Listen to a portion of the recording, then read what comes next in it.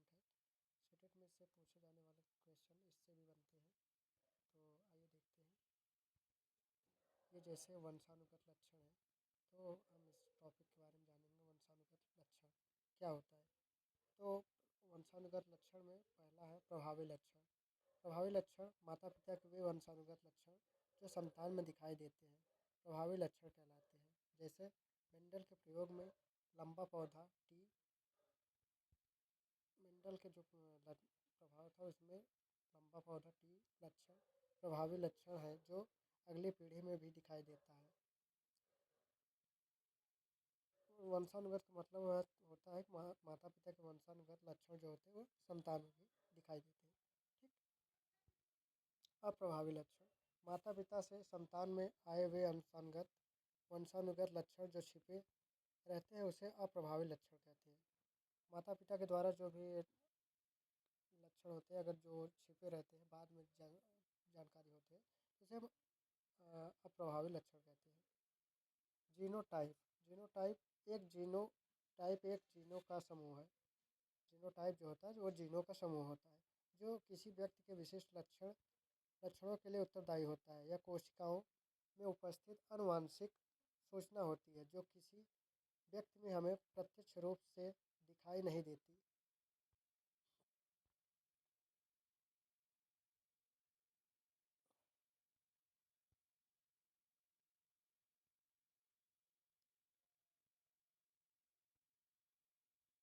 यह दो विकल्पी युग्म एलीज सूचनाएं होती हैं जिन्हें निरीक्षण द्वारा देखा नहीं जा सकता। इसका पता जैविक परीक्षणों से लगाया जा सकता है। ऐसी सूचनाएं वंशानुगत लक्षण होती हैं जो माता पिता से अगली पीढ़ी में जाती है। जीनोटाइप का उदाहरण जैसे होता है आँखों के रंग के लिए उत्तरदायी जीन, बालों के रंग के लिए उत्तरदायी जीन, लंबाई के लिए उत्तरदायी जीन, आनुवंशिक बीमारी के लिए उत्तरदायी जीन आदि। जीनोटाइप बदलाव निम्न तरीकों से किया जा सकता है। पहला, जीन या गुणसूत्रों में परिवर्तन करके। दूसरा, जीनों का पुनः संयोजन करके। तीसरा, जीनों का संस्करण करके। वातावरण की परिभाषा क्या होती है? एनवायरमेंटल की परिभाषा डगलस तथा हॉलैंड के अनुसार किसी व्यक्ति पर पड़ने वाले समस्त प्रभावों को सामूहिक रूप से वर्णित दशाओं को वातावरण कहते हैं। यह जीवित प्राणियों के जीवन, स्वभाव, व्यवहार, बुद्धि, विकास तथा परिपक्वता को प्रभावित करता है। एनास्टैसी एनास्टैसी के अनुसार वातावरण वह चीज़ है जो किसी व्यक्ति या शिक्षार्थी को उसके जीवन में के अलावा प्रभावित करती है। वुडवर्थ के अनुसार क्या है? वातावरण या परिवेश में वे सभी बाहरी तत्व आते हैं जो किसी व्यक्ति को जन्म से ही प्रभावित करते हैं। वातावरण के प्रभाव क्या होते हैं? बुद्धि, आनुवंशिकता, प्रकृति तथा वातावरण अर्थात पर्यावरण की जटिल अंतःक्रिया का परिणाम होती है।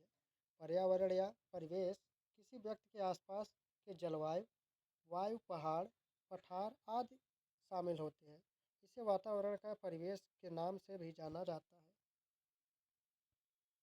वातावरण किसी शिक्षार्थी के विकास का महत्वपूर्ण कारक है। शिक्षार्थी के विकास में आनुवंशिकता के साथ ही वातावरण का भी बराबर योगदान होता है।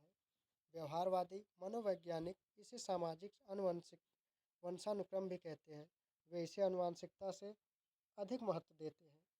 वातावरण क्रमशः आंतरिक एवं बाह्य दोनों प्रकार के होते हैं। आनुवंशिकता का तथा वातावरण का संबंध। आनुवंशिकता तथा वातावरण का संबंध क्या होता है? आनुवंशिकता द्वारा किसी व्यक्ति की बुद्धि की परिसीमाएं निर्धारित की जाती है। बुद्धि का विकास उस परिसीमन के अंतर्गत पर्यावरण में उपलब्ध अवलंबों और अवसरों द्वारा तय होता है। अगर व्यक्ति का पर्यावरण या वातावरण प्रेरक है तो उसकी बुद्धि का विकास आसान हो जाता है, परंतु किसी भी स्थिति में उसकी बुद्धिलब्ध परिसीमाओं द्वारा तय किए गए बौद्धिक स्तर के परे नहीं जा सकती। यह परिसीमित बुद्धि ही उच्चतम बौद्धिक स्तर है जो इंसान पूरे जीवन काल में हासिल कर सकता है।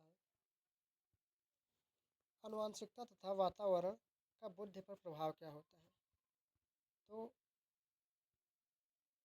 शिक्षार्थी द्वारा पाठ्यक्रम को सीखने, उसे समायोजित करने तथा निर्णय लेने की योग्यता को बुद्धि कहते हैं। तेज बुद्धि वाला शिक्षार्थी का मानसिक विकास भी जल्द होता है। गोडार्ड के अनुसार आनुवांशिकी आनुवांशिकी रूप से मंद बुद्धि वाले अभिभावक की संतान भी सामान्यतः मंद बुद्धि वाली होती है। इसी तरह तीव्र बुद्धि वाले अभिभावक के संतान की बुद्धि भी तीव्र होती है। शिक्षार्थी की संवेगात्मक क्षमता का विकास भी उसकी मानसिक क्षमता के अनुसार ही होता है। शिक्षार्थियों में सामाजिक एवं पारिवारिक वातावरण के अनुरूप ही उनके संवेगात या संवेगों का विकास होता है। क्रोध या ईर्ष्या जैसे संवेग का उसके विकास पर पूरा प्रभाव पड़ता है। यदि शिक्षार्थी संवेग रूप से या संवेगात्मक रूप से असंतुलित हो तो वे सीखने में ध्यान नहीं दे पाते या और इससे उनका मानसिक विकास प्रभावित होता है।